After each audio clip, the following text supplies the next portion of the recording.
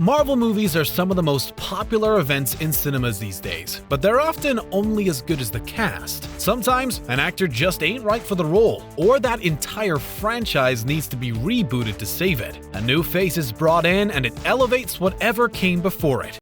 Training into PTSD. No, I've spent 37 years pretending to be people. That's what we're going to be talking about here, and to give a shout out to all those actors who made these characters great on screen. Next time, baby.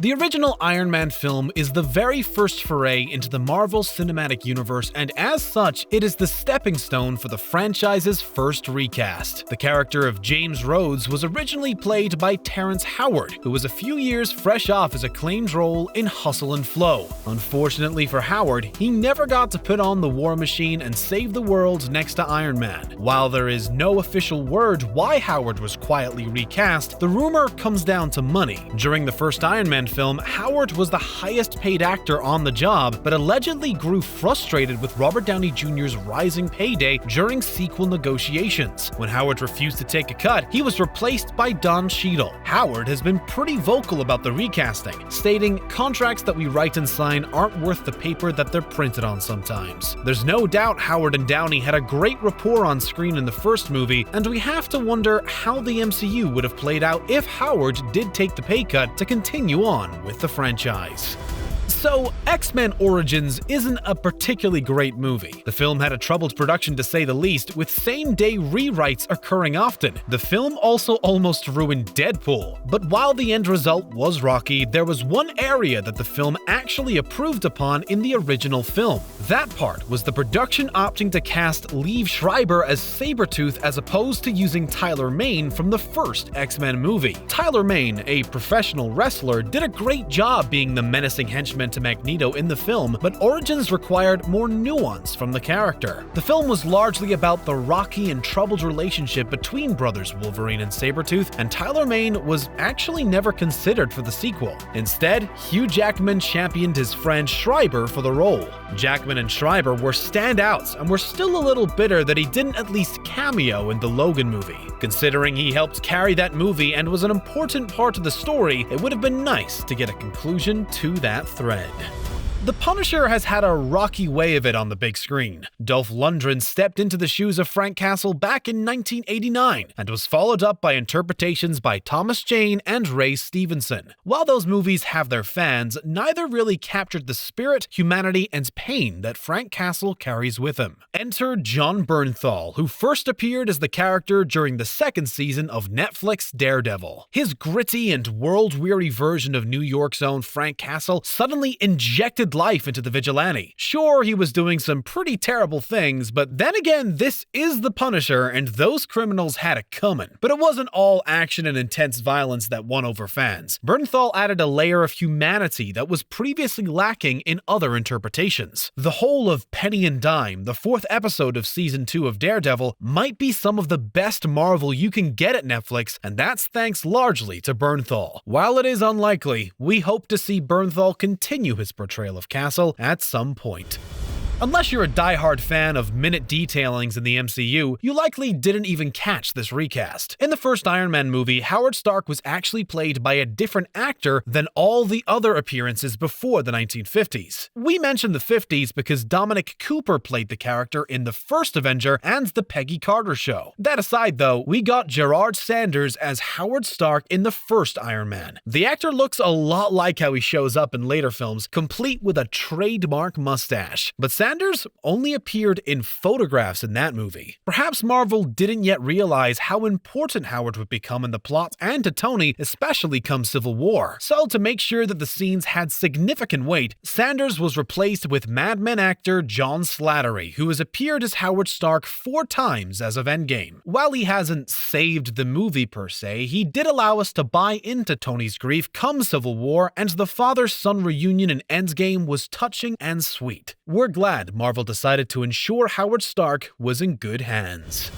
When you think Nick Fury, you think Samuel L. Jackson. The acting legend was actually the inspiration for Brian Michael Bendis and Mike Allred when it came time to reimagine the character, so it's fitting he should portray him on the big screen. But this wasn't the original design for the Agent of S.H.I.E.L.D. When it came time to make the Nick Fury Agent of S.H.I.E.L.D. television movie in 1998 on Fox, Fury looked quite different on the comic books. With a chiseled jaw, gray streaks in the hair, and yes, Caucasian, Fury looked an awful lot like David Hasselhoff, which is why it would be no surprise to learn that the Hoff himself was the original actor to play Fury before the MCU was ever a thing. There's a reason why we don't talk about the TV movies these days. Oh, look, Fury! You're too late! With a rating of 16% on Rotten Tomatoes and a 3.7 on IMDb, it didn't fare too well. Tell me, how's Hydra's dental plan? Thankfully, when the MCU came around, they used the ultimate Marvel version of Fury that was made by Bendis and Allred, and the rest is history. The Venom movie from 2018 has both fans and haters. The film got a mixed reception to say the least, but did very well at the box office. Enough so that there is an anticipated sequel in the works with Andy Serkis directing. Regardless if you love or hate this film, there is one thing that should unify all fans on this debate, and that's Tom Hardy. The veteran actor elevates anything he's in, and Venom is no exception to this rule. What's more is that Hardy is leaps and bounds better than the Venom that we got in Sam Raimi's Spider-Man 3. We're still reeling from that one bit. Yeah, that didn't go over very well. Raimi was pretty open about not wanting to include Venom in his movie, but the studio forced him to include the popular villain. Since Raimi wasn't into the character, he ended up feeling very tacked on and half-baked, unlike Hardy's work. Are you excited for Venom 2? Let us know in the comments.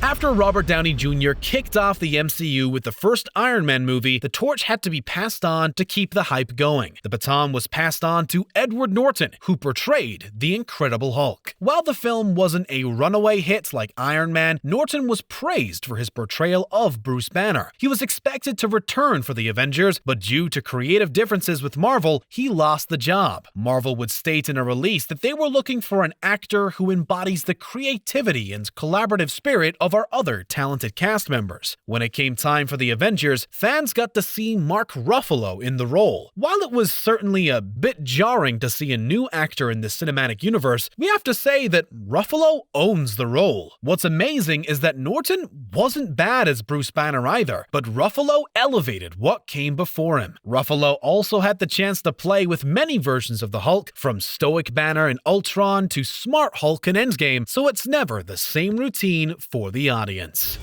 When you think of Thanos, chances are you think of Josh Brolin. The actor completely owns the role in Infinity War and Endgame and was actually cast for Guardians of the Galaxy Volume 1. But that movie came out in 2014, 2 years after the first Avengers came out. As you'll recall, Thanos showed up during the after credits of that movie. Not only that, but the Mad Titan looked very different than how he did in later movies. Not only was this due to the final design of Thanos not being achieved yet, but because it wasn't Josh Brolin on set to play the character. Not only that, but the 2012 version of Thanos wasn't just a CGI face. Despite having no lines, there was actually an actor on set to bring Thanos to life. That actor was stuntman Damian Poitier. Basically, Marvel really wanted to get a quick Thanos tease in and didn't have a trained actor. Getting Poitier in quickly delivered the promise, but they knew they'd have to get someone with more acting chops down the line. Okay, so there have been a lot of Peter Parkers on the big screen, and they've all been very different from each other. While the movies themselves may not be considered as classic as, say, Spider-Man 2, we think it's fair to say that Tom Holland is the best Peter Parker. What makes him so memorable and lovable is the fact that he actually looks and acts like a high schooler, unlike Tobey Maguire and Andrew Garfield before him. Don't get us wrong, both were fine portrayals, and we stand by Sam Raimi's first 2 Spider-Man movies being gold. But Holland simply captures the spirit of the character better. He's quite the chatterbox and is the lovable dork we know from the source material. He loves Lego and movies and is always ready with some sort of quip. We buy that he's a high schooler with real teenager issues while also juggling the great power and great responsibility dilemma. What's more is that Holland looks like a child having the best day of his life whenever he talks about the movie, and that's gold right there. Ben Affleck's Daredevil flick was a bit rough to say the least, which is a shame because the former Batman is actually a huge fan of The Man with No Fear. The main problem with the Daredevil movie is that it tried to do so much in so little time. There was enough material there to make a trilogy, and as such, the characterization of Matt Murdock suffered. The same cannot be said of Charlie Cox's portrayal of the Devil of Hell's Kitchen on the Netflix series. Cox is a great actor, and he was able to bring a lot of empathy and sorrow to the troubled hero. He's cold-blooded in one scene and full of regret and compassion in others. What's more is that Charlie Cox is also a force to be reckoned with. Chief example, of course, is the fan-favorite and frankly iconic fight scene in Season 3. The sequence was a one-shot that lasted just over 11 minutes, and Cox was unmasked for the whole thing. Beast mode, man! Charlie Cox, we miss your portrayal of Daredevil, and hope to see you return one day to the character. And that's that. There are plenty of more recastings out there of popular heroes, but these are a few that stood out to us. What do you think? Do you think that these recastings did the franchise justice? Or do you think even another actor would have portrayed the character better? Let us know in the comments below. Thank you for joining us on today's video, and be sure to subscribe to Screen Rant for more pop culture videos every day.